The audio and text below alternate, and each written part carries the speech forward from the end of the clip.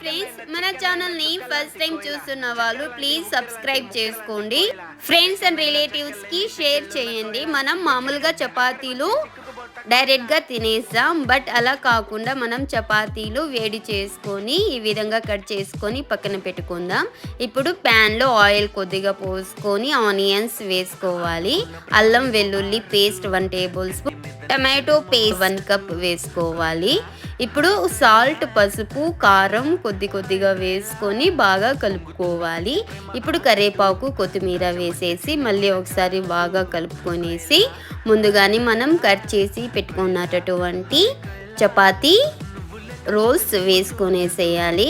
ఇలా వేసుకున్న తర్వాత మొత్తం ఒకసారి బాగా కలుపుకొనేసేయాలి.